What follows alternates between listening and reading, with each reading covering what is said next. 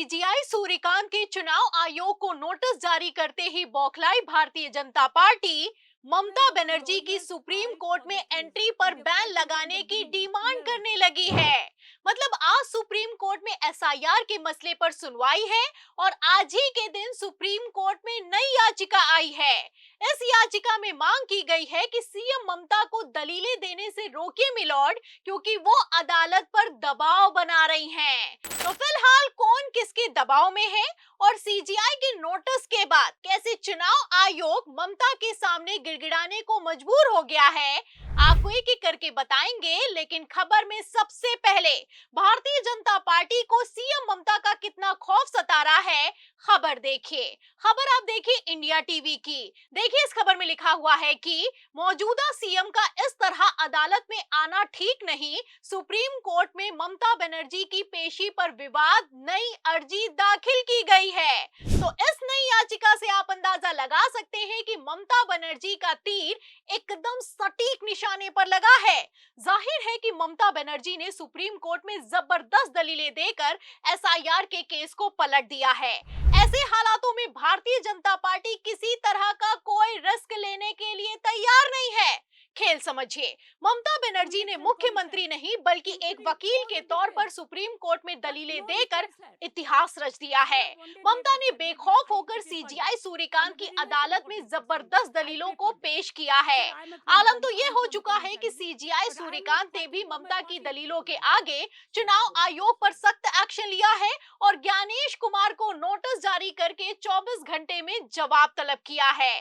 फिलहाल अब यहीं पर पेच फंस गया है, क्योंकि बीजेपी को समझ में आ गया है कि जो ममता बनर्जी सुप्रीम कोर्ट में सीजीआई के सामने अपनी दलीलों के दम पर चुनाव आयोग को नोटिस जारी करवा सकती हैं, वो करने को तो कुछ भी कर सकती हैं। फिलहाल इसी से भाजपा बौखला रही है और कितना बौखला रही है इसका अंदाजा आप इस बात से लगा सकते हैं कि अचानक से एसआईआर मामले में ममता की निजी पेशी के खिलाफ सुप्रीम कोर्ट में याचिका लगाई गई है और तत्काल हस्तक्षेप की डिमांड की गई है।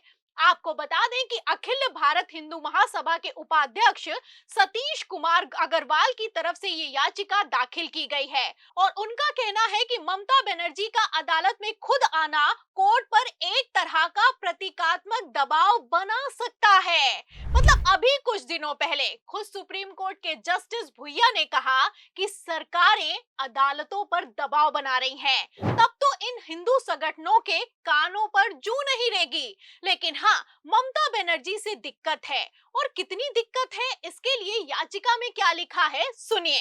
देखिए इसमें लिखा हुआ है कि बड़े संवैधानिक पद पर बैठे लोगों को अदालत में खुद आने से बचना चाहिए ताकि कोर्ट की गरिमा बनी रहे और मामलों को व्यक्तिगत रूप न दिया जाए। अर्जी में ये सवाल भी उठाया गया है कि क्या ममता बनर्जी को इस मामले में संविधान के अनुच्छेद 32 के तहत याचिका दायर करने का हक था, क्योंकि इसमें उनके किसी मौलिक अधिकार के उल्लंघन की बात नहीं कही गई है। फिलहाल मैं आपको बता दूं कि ममता बनर्जी ने सुप्रीम कोर्ट में पहले कह दिया था कि ये उनका कोई निजी मामला नहीं है, बल्कि बंगाल के वोटर्स का अधिकार के लिए वो सुप्रीम कोर्ट में दलीलें देने के लिए पेश हुई हैं। पहली बात। और दूसरा, हिंदू महासभा की तरफ से लगाई गई याचिका में लिखा है कि बड़े संवैधानिक पद पर बैठे लोगों को खुद अदालत आने से बचना चाहिए। मतलब इन लोगों को शर्म है कि आती नहीं। अरे जब सबसे बड़े संवैधानिक पद पर बैठे देश के प्रधानमंत्री नरेंद्र मोदी खुद sitting chief justice of India Chandrachud के घर आरती करने चले जाते हैं, तब तो किसी को कोई आपत्ति नहीं हुई, तब तो सबके सब मुंह में दही जमाए बैठे थे। और अब ममता बनर्जी के खिलाफ याचिका लगाकर ज्ञान दिया जा रहा है। खैर, क्या गलत है और क्या सही है, इसकी जानकारी सीजीआई सूर्यकांत से बेहतर किसी को नहीं है। पहले भी सुनवाई के दौरान ममता ने जब 5 मिनट मांगे तो सीजीआई ने खुद उनको 15 मिनट दिए।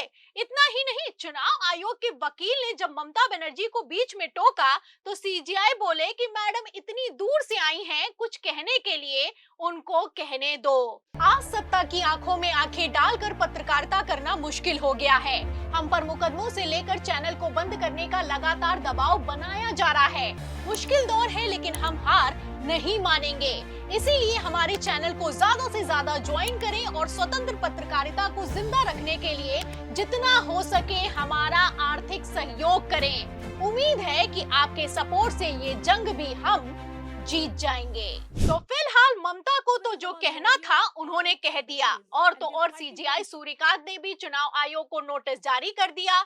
इतना ही नहीं, सीजीआई सूर्यकांत का नोटिस जारी होते ही चुनाव अधिकारियों ने भी सरेंडर कर दिया है, तो हड़कंप मच गया है। आपको बता दें कि नाम ना बताने की शर्त पर खुलासा किया गया है कि चुनाव आयोग के सॉफ्टवेयर में गड़बड़ी है और इसी गड़बड़ी के चलते स्पेलिंग मैच नहीं हो पा रही है और भारी तादाद में नाम डिलीट हो रहे हैं वोटर लिस्ट से। मतलब जो ममता बनर्जी ने कहा वही कुछ अब चुनाव अधिकारी भी कहते हुए नजर आ रहे हैं। आपको बता दें कि ममता ने पहले ही दावा किया था कि भाजपाई ऐप से बंगाल में एसआईआर हो रहा है और अब वही कुछ सच साबित होता हुआ भी नजर आ रहा है। जाहिर है कि बंगाल को बिहार समझना अमित शाह की सबसे बड़ी चूक साबित हुआ है। ममता बनर्जी ने बीजेपी के प्लान को एक कदम आगे बढ़कर जैसे धराशाही किया है, ऐसे में बंगाल चुनाव जीतना तो दूर की बात है, दूसरे राज्यों में भी भारतीय जनता पार्टी को तगड़ा झटका लगने वाला है। खेल समझिए, ममता ने चुनाव आयोग को पहले ही सचेत किया था, ज्ञानेश कुमार को 6 लेटर भी लिखे थे, लेकिन किसी ने कोई संज्ञान नहीं लिया। उल्टा जब वोटर लिस्ट में मृत घोषित किए गए लोगों को ममता बनर्जी ज्ञानेश कुमार के दफ्तर में जिंदा लेकर पहुंच गईं, तो मीटिंग में भी बवाल खड़ा हो गया। फिलहाल तब तो ममता ने मीटिंग को बीच में ही छोड़ दिया था और अब चुनाव आयोग के इस खेल को ममता ने अपना हथियार बना लिया है। एक तरफ ममता ने सुप्रीम कोर्ट में कहा कि मैंने 6 पत्र लिखे हैं, हमें कहीं न्याय नहीं मिल रहा है मिलॉर्ड, वहीं दूसरी तरफ सीजीआई सूर्यकांत ने तगड़ा एक्शन लिया है। फिलहाल इसी एक्शन से भारतीय जनता पार्टी बौखला रही है और सुप्रीम कोर्ट में नई याचिका लगा रही है। लेकिन क्या इस याचिका के दम पर अमित शाह बंगाल का विधानसभा चुनाव बचा पाएंगे? और क्या ममता बनर्जी ने महाराष्ट्र से लेकर बिहार में चल रहे एसआईआर के खेल को सुप्रीम कोर्ट में जाकर फेल कर दिया है? फिलहाल इस सवाल के जवाब में पूरी रिपोर्ट पर आपको क्या लगता है? क्या बंगाल में बीजेपी तो छोड़िए, चुनाव आयोग का भी हाल बुरा होने वाला है? जो भी आप सोचते हैं हमें कमेंट बॉक्स में जरूर लिखें। वीडियो को ज्यादा से ज्यादा शेयर करें, हमारे चैनल को लाइक करें, सब्सक्राइब करें, ज्वाइन करें। फिर मिलती हूँ अगली खबर के साथ, तब तक के लिए धन्यवाद।